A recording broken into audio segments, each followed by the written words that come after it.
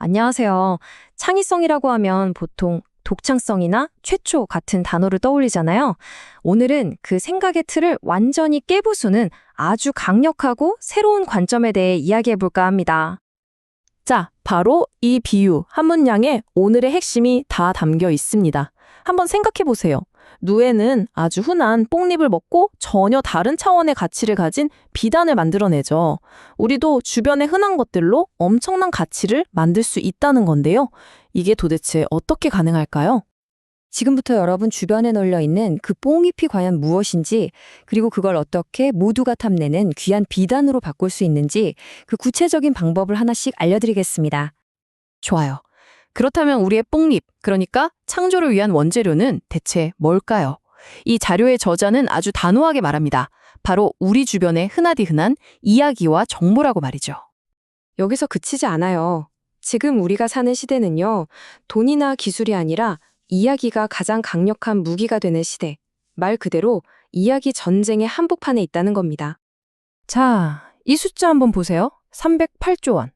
이게 뭐냐면요. 바로 해리포터라는 이야기 하나가 책, 영화, 온갖 상품으로 약 10년 동안 벌어들인 돈입니다. 정말 어마어마하죠? 그런데 진짜 놀라운 건 지금부터입니다. 해리포터가 벌어들인 저 308조 원이요. 같은 기간 대한민국 반도체 수출 총액보다 많다는 사실입니다. 이야기 하나가 한 나라의 가장 핵심적인 주력 산업을 그냥 넘어선 거죠. 이런 예는 이것뿐만이 아니에요. 핀란드의 아주 작은 마을은 산타가 산다는 이야기 하나로 매년 30만 명 넘는 사람들을 불러 모으고요. 어떤 사람은 고작 빨간 클립 하나로 시작해서 이야기를 계속 덧붙여가며 결국 집 한 채를 얻기도 했잖아요. 결국 진짜 가치는 팩트 그 자체가 아니라 그 위에 어떻게 이야기를 쌓아올리느냐에 달렸다는 겁니다. 자, 이제 우리 손에 원재료, 즉 뽕잎이 쥐어졌습니다. 그럼 다음 단계는 이걸 비단으로 바꾸는 변환 과정이겠죠. 그 첫 시작은 바로 인식 훈련이라는 것에서부터 출발합니다. 제가 퀴즈 하나 내볼게요. 잠시 한번 생각해 보세요. 굴뚝 청소부 두 명이 있는데 한 명은 얼굴이 새까맣고 한 명은 깨끗해요. 누가 씻으러 갈까요?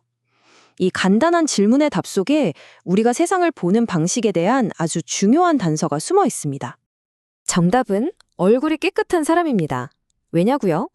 사람은 자기 얼굴을 직접 못 보잖아요.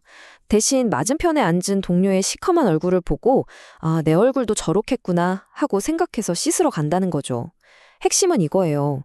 우리의 인식은 나 자신이 아니라 주변 사람이라는 거울을 통해 만들어진다는 사실. 그래서 첫인상이나 당연해 보이는 것들을 뛰어넘어 그 본질을 보는 훈련이 필요한 겁니다. 이게 바로 인식 훈련을 실제로 해보는 건데요. 강한 자가 살아남는다는 말을 살아남는 자가 강한 거다라고 뒤집어보는 식이죠. 이렇게 당연하게 여겼던 생각들을 한번 비틀어 보는 것만으로도 완전히 새로운 관점을 얻게 되는 겁니다.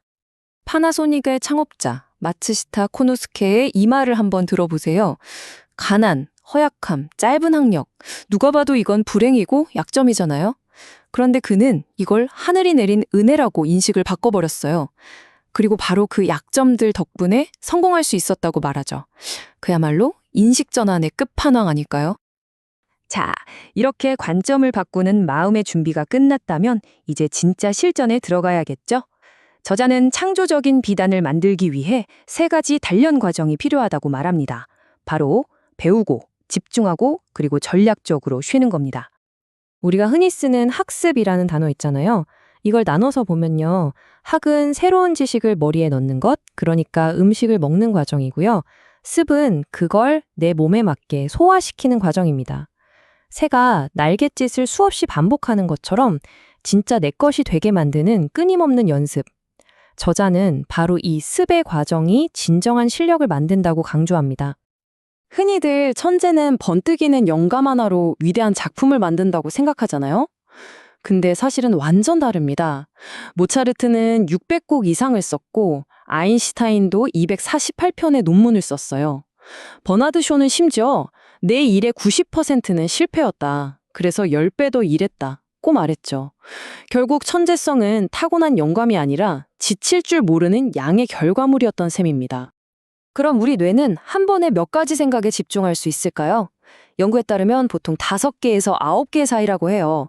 정보가 넘쳐나는 이 시대에는요, 더 많이 아는 게 힘이 아니라 이 소수의 아이디어에 깊게 파고드는 집중력이 진짜 힘이라는 뜻이겠죠.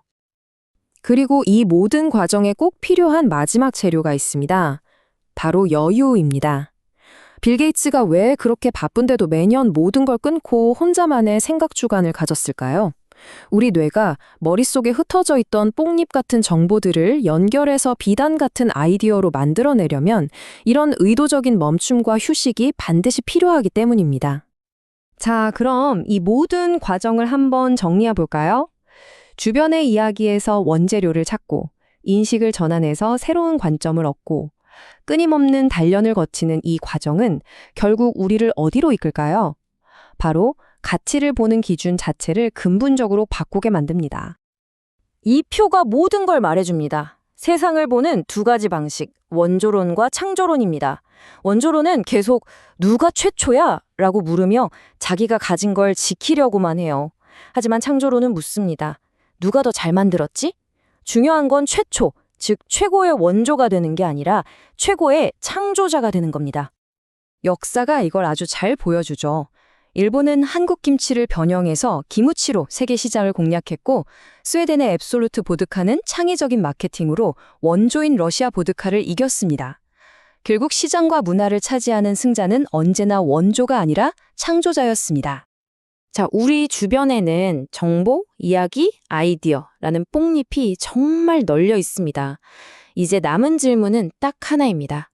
여러분은 오늘 어떤 종류의 비단을 만들어 내시겠습니까?